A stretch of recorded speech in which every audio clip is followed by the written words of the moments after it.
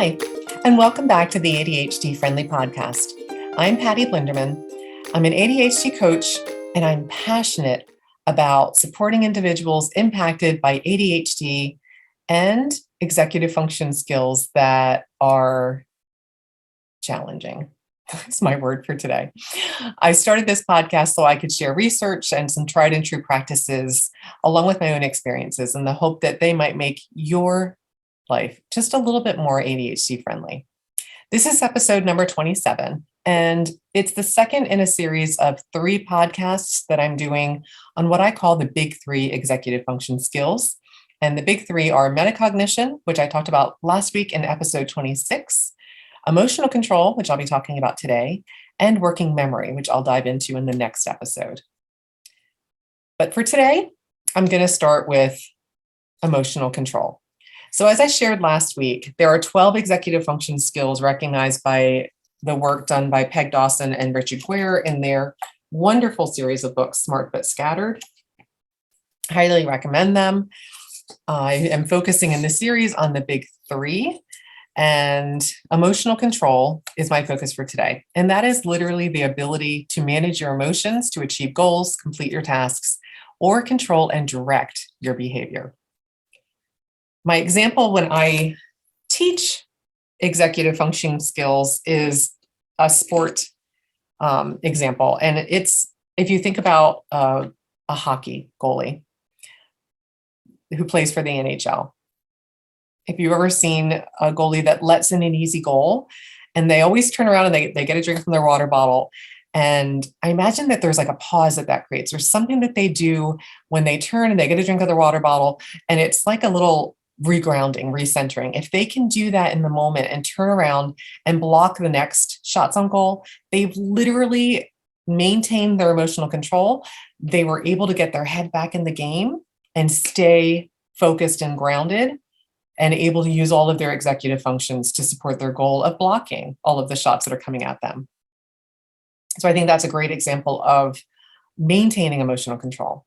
But if you take that same goalie playing for the NHL and they let in an easy goal and they get frustrated, turn around, they might drink their water, but they're not pausing in that moment to stay centered. They're in their head, maybe judging themselves, maybe some negative self-talk, some dysregulation. Maybe it was a player that they promised themselves, that they scored on them last game and they're not going to let them score again. Whatever it is, whatever that thought process was, it literally is getting in the way of breathing and staying grounded and in that space of not getting emotionally dysregulated. And so that goalie might look the same in the moment, turn around, take the drink of water, come back, and look like they're ready for the game to resume, but they're still in their head and they're not accessing all of the other executive function skills. So when the next shots come at them, they're really not fully there and present in the moment, and they let another goal in. And they might even let in 2 more goals and maybe even end up getting pulled out of the game because they weren't able to recenter themselves in the moment and access that ability to control their emotions so they can be fully present and focused and able to perform the way that they intend to. So I just wanted to highlight that because I just find if I can pull up a visual in my mind of what it looks like, it helps me to understand, okay, I get that. Yeah, that looks like this for me. So maybe I'm not an NHL hockey goalie, but I can totally resonate with, yeah. There are times where I'll get dysregulated and maybe it looks on the outside like, think of a duck in the water that's just kind of, looking all calm, swimming along, but underneath, just chugging, where you may not see it, but inside I am totally dysregulated. And sometimes that can show up outside too. Maybe we get frustrated and yell or slam a door or something like that. When we become emotionally dysregulated, we've literally lost our ability to control our emotions. And the reason that ends up impacting all of your other executive function skills is because it literally puts you in that fight or flight. You've lost the ability to access. It's like the first domino that knocks down the other 11 dominoes. It's why it's one of the big 3. You can't access the others if this one isn't strong enough to support you in the moment. So having a way to ground yourself in those times where you can be emotionally triggered is key.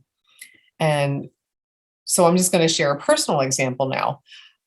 Two areas that I struggle with around maintaining my emotional control are technology challenges, are a very common trigger for me, and also heat. I don't tolerate being hot well. So if I'm outside and it's hot outside, it takes a lot of my energy to tolerate it. So I tend to be more easily irritable and might get a little bit more agitated if somebody asks me a question or something doesn't go well and I'm already dealing with the heat.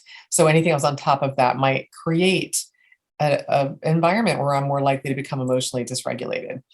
Um, my family and I all love going to Disney World, and my kids would be perfectly willing to go in the summertime. And my standard response is, you couldn't push me in Disney World for free in the summertime because I can't tolerate the heat. I would be miserable, even though I love being there. I'd be miserable if I was hot. And I don't care how much I love it in general. If I'm hot, it will take the joy away from me. And I'm not able to control my emotions enough over time while I'm hot to enjoy it. So I know that that's not an environment I would set myself up to be in because I just know myself well enough. That metacognition I talked about last episode, that that's a no-go for me.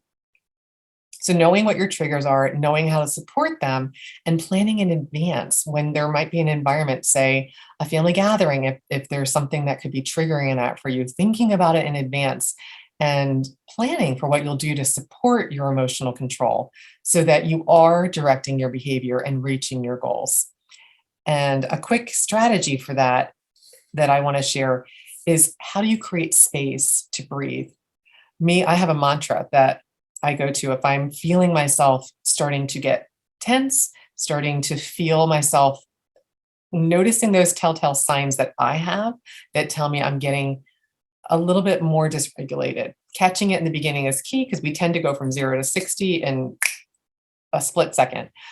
So noticing it and literally breathing. I will notice that I actually hold my breath when I start becoming dysregulated. And that's an immediate signal to me that, oh, wait, I'm holding my breath. I need to breathe. So literally taking a second, literally a beat, and breathing, it gives my brain the oxygen that's required in order to function so I can tap into those executive functions. And it allows me to then decide, is there something I need to do right now to better support myself? So creating space, taking a breath so we can access our breaks, literally slow it down so you can have a chance to observe, what could I do right now to support myself? It might be walking away, be like, I'm going to run to the restroom. I'll be back in a minute, just so I can step away from a situation and breathe so I can come back and direct my intention towards what I'd like to have happen instead of respond emotionally because I've become dysregulated. So like I talked about in the previous episode of Metacognition, I'm just doing a really high overview here. Just want to give you a sense of what the big three executive function skills are and a couple of examples, as well as some strategies just to experiment with to see what would support you to build up or put some scaffolding around your executive function of emotional control that would better support you in the moment. So that's all for this podcast. Just wanted to, again, highlight the second of the big three, which is emotional control. And next week, I'll talk about the third and my favorite of the big three, which is working memory. If you like this podcast, please subscribe to my YouTube channel, ADHD-friendly podcast, or follow me where you listen to this podcast. I really do appreciate your time, your focus, and your attention, and hope to see you in my next episode when I dive into working memory. Until then, tally ho.